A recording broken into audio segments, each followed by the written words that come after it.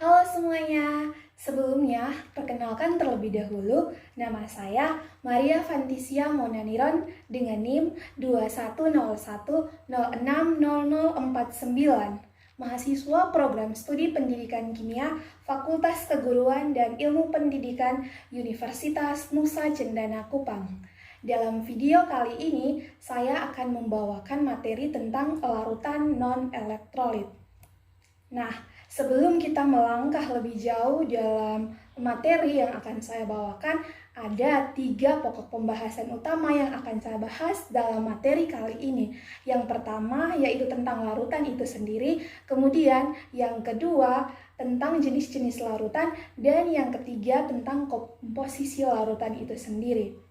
Nah, kita masuk pada bagian yang pertama yaitu tentang larutan. Nah, larutan di sini merupakan campuran homogen antara 2 zat atau lebih. Nah, dalam larutan ini kita mengenal 2 komponen utama atau penyusun dalam sebuah larutan. Yang pertama yaitu adalah zat terlarut atau biasa disebut dengan solut, dan juga ada zat pelarut atau biasa disebut dengan solvent. Nah, untuk zat yang mengandung lebih banyak jumlah itu biasa disebut sebagai zat pelarut atau solvent, dan juga yang mengandung sedikit jumlahnya itu biasa disebut sebagai zat terlarut atau solut. Selanjutnya kita masuk pada bagian yang kedua yaitu tentang jenis-jenis larutan. Nah, jenis-jenis larutan di sini terdapat 3 jenis larutan. Yang pertama itu ada larutan ideal dan non-ideal, kemudian yang kedua larutan elektrolit dan non-elektrolit, dan yang ketiga adalah larutan jenuh, larutan tak jenuh, dan larutan lewat jenuh.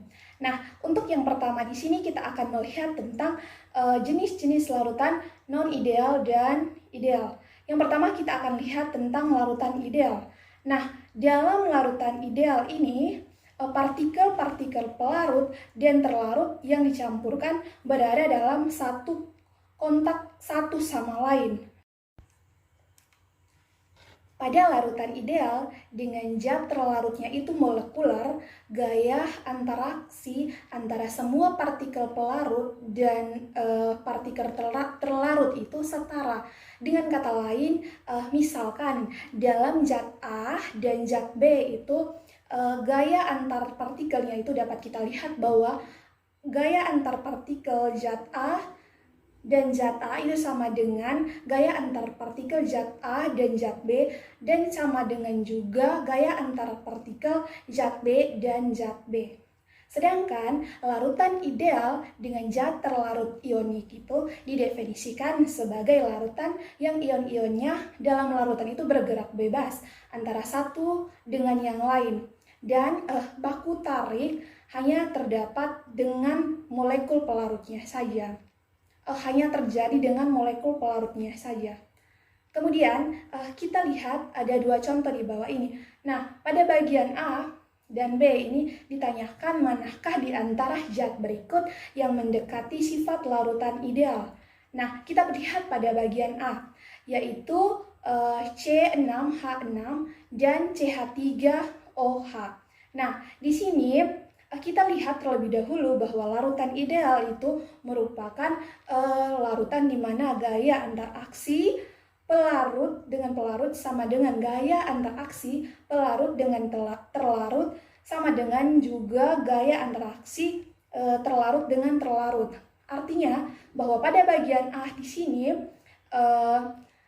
pada senyawa CH3OH dia bersifat polar, sedangkan pada senyawa C6H6 dia bersifat nonpolar, maka dia tidak bisa dikatakan sebagai larutan ideal. Sedangkan pada bagian B, di sini ada senyawa CH3 dan CH4. Nah, senyawa CH3 dan CH4 ini cenderung memiliki kemiripan sifat di mana keduanya itu bersifat nonpolar, sehingga dia dapat dikatakan sebagai larutan ideal. Selanjutnya, kita lihat larutan non-ideal. Nah, dalam larutan non-ideal, gaya antar atom-atom, ion-ion, dan juga molekul itu harus dipertimbangkan melalui perhitungan. Nah, saya ambil contoh di sini yaitu daya hantar listrik larutan elektrolit kuat, misalnya NaCl. Jadi, jika larutan NaCl sangat encer atau kurang dari 0,01 molar, maka daya hantarnya itu diharapkan sesuai dengan disosiasi garam dalam ion-ionnya. Sedangkan jika konsentrasi larutan besar, perbedaan antara harapan dan amatan itu akan menjadi lebih besar.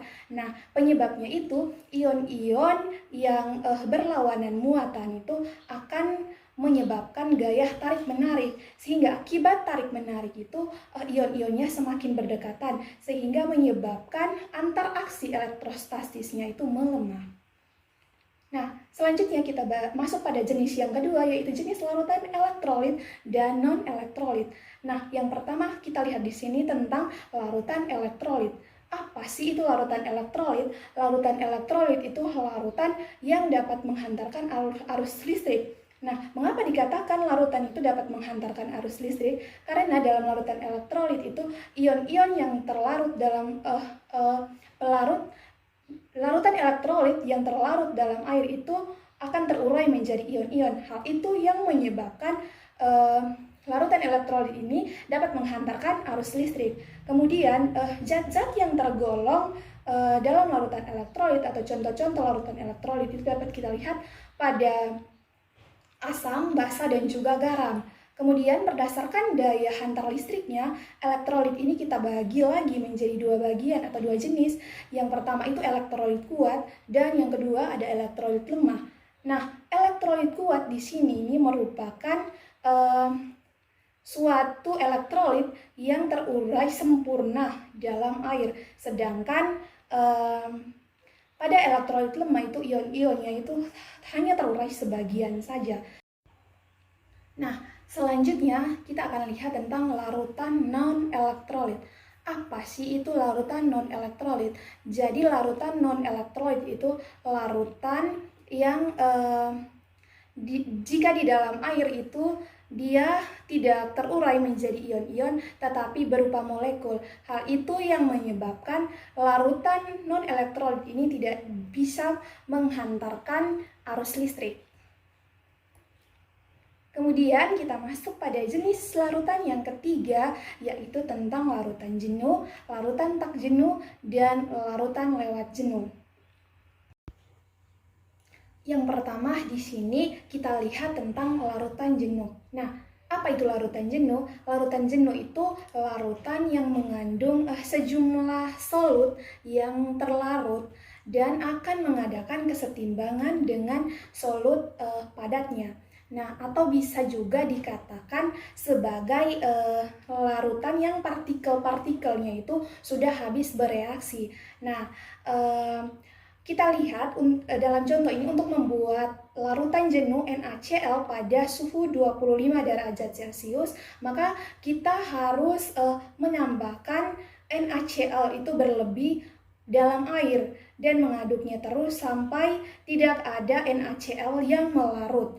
Nah, larutan jenuh NaCl pada suhu 25 derajat Celcius itu mengandung 36,5 gram NaCl dalam 100 gram air.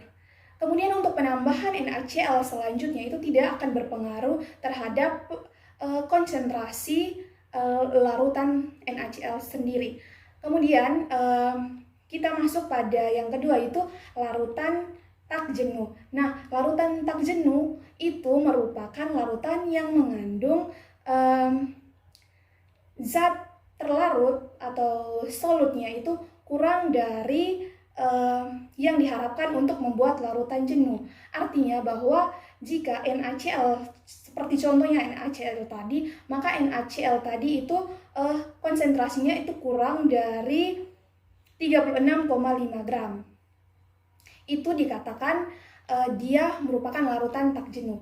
Kemudian selanjutnya itu kita masuk pada larutan lewat jenuh. Nah, larutan lewat jenuh di sini ini merupakan larutan yang mengandung solut atau zat terlarutnya itu lebih banyak dari zat pelarutnya, sehingga dia bisa menghasilkan endapan. Nah, hasil akhir endapan itu menunjukkan bahwa dia itu tidak stabil, artinya dia merupakan larutan lewat jenuh. Nah, kita masuk pada bagian yang ketiga, yaitu komposisi larutan. Jadi, komposisi larutan di sini itu terbagi menjadi 4. Yang pertama itu ada fraksi mol, kemudian kemolaran, kemolalan, dan juga persen massa. Kita lihat yang pertama di sini, yaitu fraksi mol. Jadi, fraksi mol itu dalam komponen, misalkan dalam komponen I, itu dapat didefinisikan dengan rumus XI sama dengan NI per N, dengan NI itu merupakan jumlah mol komponen I, dan juga N itu merupakan jumlah mol semua komponen dalam larutan. Selanjutnya itu ada kemolaran. Jadi kemolaran di sini kita bisa gunakan rumus misalkan kemolaran I dalam senyawa Ci. Jadi untuk rumusnya itu kita bisa gunakan Ci sama dengan Ni per V. Dengan V itu menunjukkan volume larut.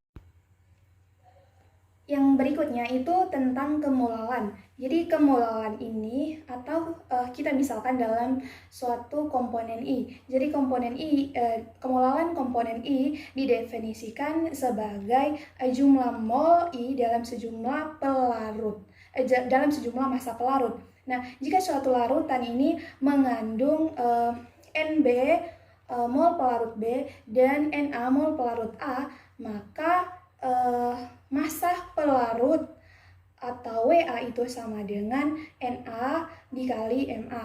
Nah, kita dapat menghitung kemolaran terlarut dari komponen atau zat B itu dengan rumus Mb sama dengan Na per Wa sama dengan Na per Na kali Ma. Untuk satuan mol per kilogram untuk kemolaran itu dapat digunakan dengan satuan kilogram per mol. Nah, kita masuk yang terakhir di sini, yaitu ada persen massa dari komposisi larutan. Nah, persen massa suatu larutan B dalam larutan itu didefinisikan sebagai persen massa B sama dengan Wb per W dikali dengan 100%. Dengan keterangan di sini bahwa Wb itu sama dengan massa terlarut B dan W itu massa total pelarut. Kemudian persen massa sama dengan massa terlarut per massa larutan dikali dengan 100% sama dengan massa terlarut dibagi dengan massa terlarut tambah pelarut dikali dengan 100%. Nah, untuk fraksi massa B itu dinyatakan dengan Wb per W. Sekian dari saya, terima kasih.